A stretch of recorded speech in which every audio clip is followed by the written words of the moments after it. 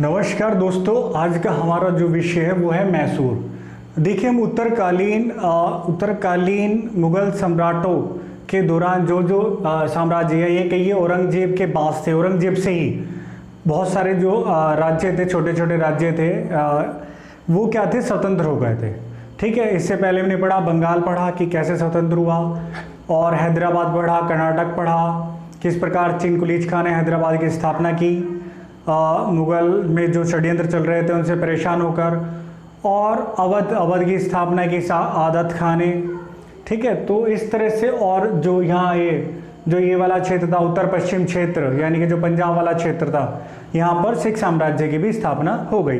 तो धीरे धीरे क्या हो गया, सारा का पूरा के पूरा जो भारत के राज्य थे वो मुगलों की अधीनता से क्या हुए, स्वतंत्र। कुछ ने घोषणा की स्वतंत्रता की, कुछ ने घोषणा नहीं की, लेकिन वो स्वतंत्र की तरह कार्य करते रहे। तो अब बात करते हैं मैसूर।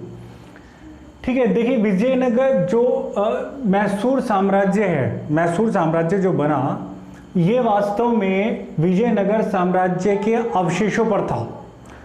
अब विजयनगर साम्राज्य के बारे में अगर आपने पढ़ा हो, देखिए, तुगलक काल में जब तुगलक वंश चल रहा था, यानी कि सल्तनत काल जब चल रहा था, तो तुगलक वंश के दौरान, यानी कि मोहम्मद बिन तुगलक के समय ही दक्षिण में दो राज्य बने थे, दो बड़े राज्य बने थे। यानी कि यहाँ पर ये जो इधर बना था बहमनी राज्य, जो ये आप कह सकते हैं मुस्लिम साम्राज्य कह सकते हैं, बहमनी, और इधर बना था विजयनगर साम्राज्य, और दोनों में आपस में संघर्ष होता था। और फिर तालीकोटा का युद्ध हुआ, एक शायद 1565 में हुआ तालीकोटा का युद्ध, पूछते हैं, प्रसिद्ध है। तो तालीकोटा का युद्ध हुआ तो बहमनी साम्राज्य का पतन हो गया, वो बिखर गया, और उसके बाद फिर विजयनगर साम्राज्य भी फिर धीरे धीरे पतन हो गया।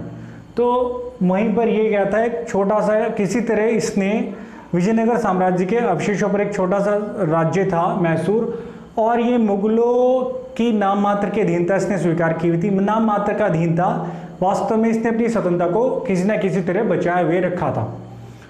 और जो यहाँ का शासक था, वैसे शासक तो चिक्का कृष्णराज था, लेकिन दो मंत्रियों का वर्चस्व था इस पर, दो मंत्रियों का वर्चस्व था, नंजराज और देवराज। किसका?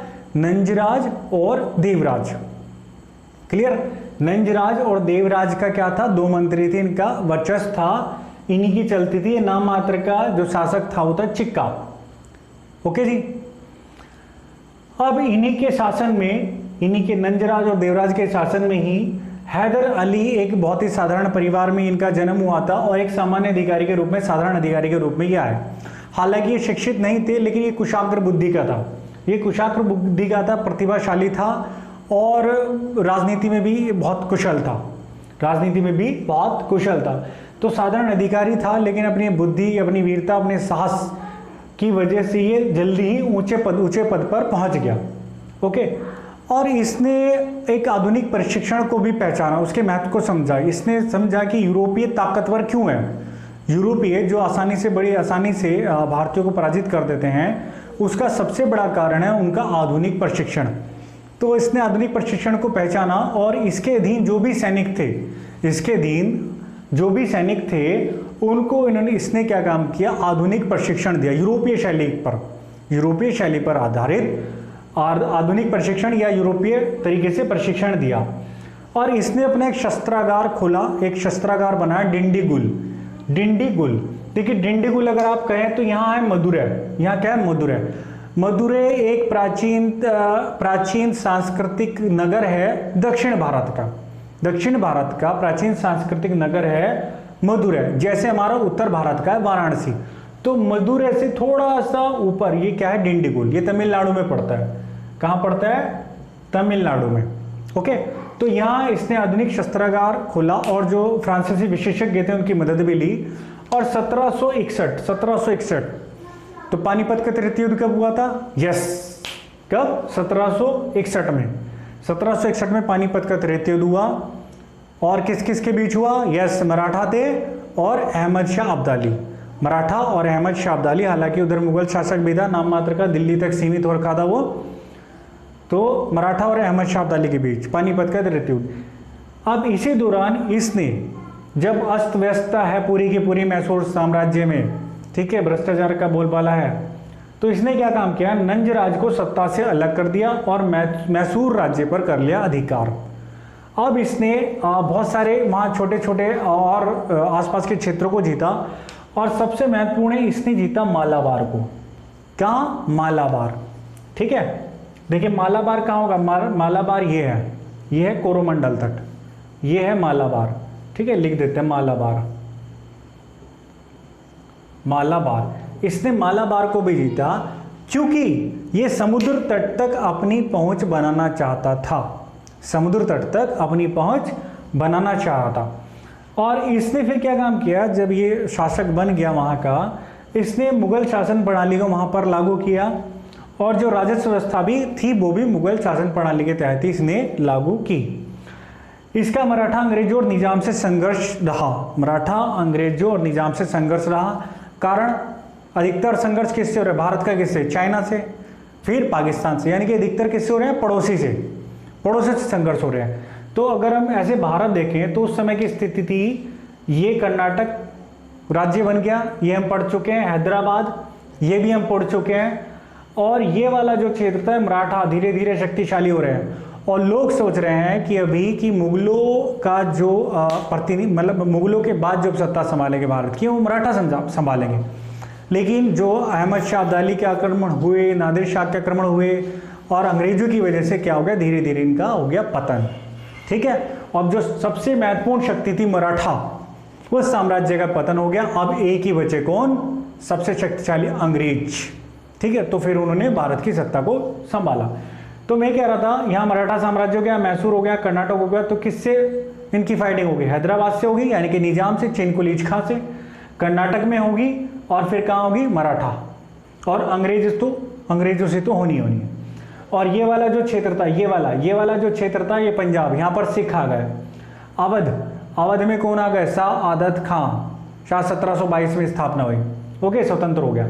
उसके बाद ये हो गया बंगाल वाला क्षेत्र, बंगाल भी हमने पढ़ लिया कैसे स्टेप बाय स्टेप ये अलग हुआ, मुर्शीद कुली खां, अली वर्दी खां, ये हम पढ़ चुके हैं। तो जो ये शासक बचा, ये मात्र दिल्ली के पास बचा, मुगल बादशाह, ठीक। तो औरंगजेब के बाद स्थिति कमजोर होती जा रही है, और बाकी जो राज्य जिन्होंने भी अधीनता स्वीकार कर रखी है, वो क्या है, स्वतंत्र शासक की तरह कार्य कर रहे हैं। अब हैदर अली की मृत्यु हो गई 82 में। दरअसल अंग्रेजों के साथ इनके 4 महत्वपूर्ण युद्ध हुए, जिनको बोलते हैं ओंगल मैसूर युद्ध। क्या बोलते हैं, ओंगल मैसूर युद्ध, ओके। तो 4 मैसूर युद्ध हुए, एक हुआ 66 से पहला, 66 66 से 69, 66 से 69, दूसरा 80 से 82। तो पहले युद्ध में तो हैदर अली ने कई बार अंग्रेजों को पराजित किया। द्वितीय विश्व युद्ध में भी बराबर वाली स्थिति रही, और इसी दौरान हैदर अली की हो गई मृत्यु और टीपू सुल्तान आ गया, ठीक। लेकिन इसके बाद दूसरा हुआ था 80 से 82, तीसरा 90 से 92, और चौथा जिसमें टीपू सुल्तान को पराजित कर दिया था, श्रीरंगपट्टनम की संधि हुई थी, वो हुआ था 99 में, यानी कि 1799 में, ओके। अब आया जब इसकी मृत्यु हो गई हैदर अली की, तो कौन आया, टीपू सुल्तान। ये समय के साथ चलने वाला था, नए नए आविष्कार करने वाला था, नए नए तरीकों को लागू करने वाला था। इसने अपना नया कैलेंडर का सिस्टम लागू किया, नया कैलेंडर प्रणाली, ठीक है। इसने सिक्के की ढलाई की, सिक्के की ढलाई जिसे अंग्रेज करते थे, क्योंकि व्यापार में आसान होगा ना भाई, इतना से एक सिक्का ले जाओ सोने का और इतना सारा सामान ले आओ, ठीक है ना। तो व्यापार में सुगमता होती है सिक्कों से। माप तोल के इसने नए पैमाने निर्धारित किए, और ये फ्रांसीसी क्रांति में बड़ी दिलचस्पी रखता था। फ्रांसीसियों की इसने कई बार मदद भी ली। इसके पिताजी हैं जो हैदर अली थे, उन्होंने भी मदद की, शस्त्रागार बनाया था डिंडीगुल में। और इसने एक टीपू सुल्तान ने स्वतंत्रता वृक्ष भी लगाया श्रीरंगपट्टनम में, राजधानी में अपनी। इनकी राजधानी क्या थी, श्रीरंगपट्टनम, और स्वतंत्रता वृक्ष लगाया इसने। और ये जैकोबिन क्लब का भी सदस्य रहा। जैकोबिन क्लब एक्चुअली क्या था, ये फ्रांसीसियों का एक, फ्रांसीसी क्रांतिकारियों का एक क्लब था, फ्रांसीसियों का एक क्लब था। ये क्या था, फ्रांसीसियों का एक क्लब था, और जैकोबिन क्लब का इंपॉर्टेंट है, कई बार आ चुका है, जैकोबिन क्लब का ये सदस्य रहा। इसने जो जागीर देने की जो प्रथा थी, जागीर देने की जो प्रथा थी उसको समाप्त कर दिया, और अपना जो साम्राज्य की जमीन थी उसको बढ़ाया, और अपने राजस्व को भी बढ़ाने का प्रयास किया। इसने राज्य और किसानों के बीच जो भी मीडिएटर थे, जैसे इजारेदारी व्यवस्था वाला, वो सिस्टम खत्म कर दिया, यानी कि मध्यस्थ जो भी थे उनको खत्म कर दिया। लेकिन ये भू राजस्व कई बार तो पैदावार का 1/3 भी लेता था, यानी कि 3 में से 1 हिस्सा। अगर किसी के यहाँ 30 बोरी हुई तो समझो 10 बोरी टैक्स, 300 बोरी हुई तो मतलब 100 बोरी टैक्स के रूप में, भू राजस्व के वस्तु रूप में ये वापस ये टैक्स के रूप में इसको लेता था। इसने भी, हैदर अली अपने पिताजी की तरह ही, इसने भी अपनी सेना को यूरोपीय संगीनों और बंदूकों से लैस किया, यानी कि यूरोपीय तरीकों से प्रशिक्षण दिया। और यूरोपीय जो अंग्रेज थे वो भी इसको अपना सबसे बड़ा शत्रु मानते थे। भारत में सबसे बड़ा शत्रु किसको मानते थे? टीपू सुल्तान को। इसने कहा भी था कि एक शेर की भांति एक दिन जीने से अच्छा है, एक दिन जीना ज़्यादा अच्छा है कि हम एक भेड़ की भांति एक लंबी जिंदगी जिए। एक शेर की तरह एक दिन जीना ज़्यादा बेहतर है अपेक्षाकृत एक भेड़ की भांति पूरी लंबी जिंदगी जीने से, ऐसा इसने कुछ कहा था। हाँ, थोड़ी ये जल्दबाजी करता था और ये रूढ़िवादी भी था, धार्मिक रूप से कट्टर था, लेकिन और धर्मों के प्रति इसकी सहिष्णुता थी, धार्मिक सहिष्णुता इसने अपनाई। एक बार क्या हुआ, 1791 में जब शारदा मंदिर पर जो श्रृंगेरी में था, शारदा मंदिर जो श्रृंगेरी में था, जब मराठा घुड़सवारों ने उस पर अटैक किया और उसको लूट लिया, तो इसने वहाँ पर शारदा देवी की प्रतिमा बनाने के लिए धन से सहायता की और कई मंदिरों को नियमित रूप से भी ये दान देता रहता था। और जो ये एक रंगनाथ का मंदिर था, रंगनाथ का दक्षिण भारत में रंगनाथ का मंदिर है, और ये उस समय इसके महल से मात्र 100 गज की दूरी पर था। तो इससे पता चलता है कि कहीं ना कहीं में धार्मिक सहिष्णुता थी। हाँ, इन्होंने एक और अपने राज्य की आर्थिक व्यवस्था को सुधारने का जबरदस्त प्रयास किया और इन्हें पता था कि हमारी जो सैनिक शक्ति है, किसी भी राज्य की या किसी भी देश की सैनिक शक्ति तभी मजबूत हो सकती है जब उसकी आर्थिक स्थिति मजबूत हो। तो इन्होंने अपने यहाँ यूरोपीय तरीकों से, जैसे ईस्ट इंडिया कंपनी बनी, यूरोपीय तरीकों से कंपनियां बनाने का प्रयास किया, उनकी नकलें की, चीन के साथ व्यापार करने की कोशिश की, रूस के साथ, ईरान के साथ और अन्य देशों के साथ व्यापार करने की कोशिश की नए तरीकों से, यूरोपीय तरीकों से। और अंग्रेज भी जब इसको पराजित किया 99 में जब ये शहीद हो गया लड़ते हुए, तो अंग्रेज भी देखकर दंग रह गए कि यहाँ के जो किसान थे कितने समृद्धशाली थे और यहाँ के शहर कितने आधुनिक थे, तो एक मैसूर का एक छोटा सा एक पृष्ठभूमि आपके दिमाग में बन गई होगी। 4 युद्धों के बारे में भी हम अलग से पढ़ेंगे कि कौन कौन सी संधि हुई, उस समय गवर्नर जनरल कौन था। ठीक है, एक साथ नहीं पढ़ते, ज़्यादा ही कन्फ्यूजन हो जाएगा, तो पहले इसको क्लियर करते हैं फिर युद्धों को क्लियर करते हैं। ठीक है, 4 युद्ध हुए अंग्रेजों के साथ, ओंगल मैसूर युद्ध। ठीक है, नेक्स्ट वीडियो में मैं आपको समझा दूंगा और याद भी करा दूंगा, आपको दोबारा देखने की आवश्यकता नहीं पड़ेगी। तो आइए एक रिवीजन करते हैं। ठीक, देखिए मैसूर साम्राज्य किसके अवशेषों पर था, किस साम्राज्य के अवशेषों पर था? यस, विजयनगर साम्राज्य के अवशेषों पर। इसका राजा कौन था उस समय, शासक कौन था? चिक्का कृष्णराज। उसके 2 मंत्री थे, नाम बताइए। Yes yes yes yes yes, नाम बताइए, बोलिए, बोलना है, इंटरेक्शन करना है, तभी समझ में आएगा, याद रहेगा। किताब को 10 बार भी पढ़ लोगे तब भी उतना समझ नहीं आएगा जितना आप ऐसे पढ़ोगे इंटरेक्शन से। ओके, तो रिप्लाई करना है। तो 2 मंत्री कौन थे जो वास्तव में शासन कर रहे थे? यस, नंजराज और देवराज, नंजराज और देवराज। अब कौन आया? हैदर अली। ठीक है, शिक्षित नहीं था, अनपढ़ था, लेकिन कुशाग्र बुद्धि का था, सामान्य परिवार में जन्म हुआ था, साधारण अधिकारी के रूप में आया और इसने कब नंजराज को शासन से हटा दिया? यस, रिप्लाई कीजिए। यस, पानीपत का तृतीय युद्ध, यानी कि मराठा तो वहां एंगेज है, अहमद शाह अब्दाली मुगल शासक भी वहां एंगेज है, अब इसको समय मिल गया। ठीक है, और अभी मैसूर की स्थिति भी अस्त व्यस्त है, तो 1761 में शासक बन गया। ओके, समुद्र तट तक अपनी मालाबार को भी अधिकार किया और अन्य क्षेत्रों पर अधिकार किए, और मराठा अंग्रेज और निजाम से भी इनके लड़ाई होती रही। अंग्रेजों से भी एक युद्ध हुआ 66 to 69, ओंगल मैसूर युद्ध प्रथम, फिर 82 में 80-82 हुआ सेकंड वाला, और 82 में इसकी मृत्यु हो गई। इसके बाद इनका उत्तराधिकारी आया कौन? टीपू सुल्तान। जो समय के साथ परिवर्तित होने वाला था, आधुनिक प्रणालियों को अपनाया, मापतोल की प्रणाली अपनाई, सिक्का ढलाई अपनाई। ओके, और एक क्लब का सदस्य बना था, उसका नाम बताइए। Yes yes yes yes, reply, you have to do reply. Yes, Jacobin club. कौन सा? Jacobin club. जागीरें देने की प्रथा इसने समाप्त कर दी।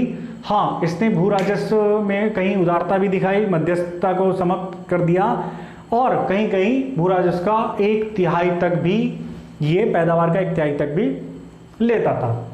और इसका एक कथन है क्या? एक शेर की भांति एक दिन जीना ज्यादा अच्छा है अपेक्षाकृत एक भेड़ की तरह लंबी जिंदगी जीने से। और रूढ़िवादी था, लेकिन धार्मिक सहिष्णुता भी थी, और कुछ मंदिरों को ये नियमित रूप से दान भी करता था, और शारदा मंदिर में भी प्रतिमा बनाने में इन्होंने सहायता की। और एक मंदिर इनके महल से मात्र 100 गज की दूरी पर था। कौन सा मंदिर था? बताइए जरा। यस, रंगनाथ का मंदिर। कौन सा? रंगनाथ का मंदिर। और 1799 में चौथा अंगल में सूर्योदय हुआ, और ये क्या हो गए? शहीद हो गए। ठीक है, आज भी इनका नाम काफ़ी चलता है दक्षिण भारत में, अपितु पूरे भारत में ही चलता है, नाम प्रसिद्ध है।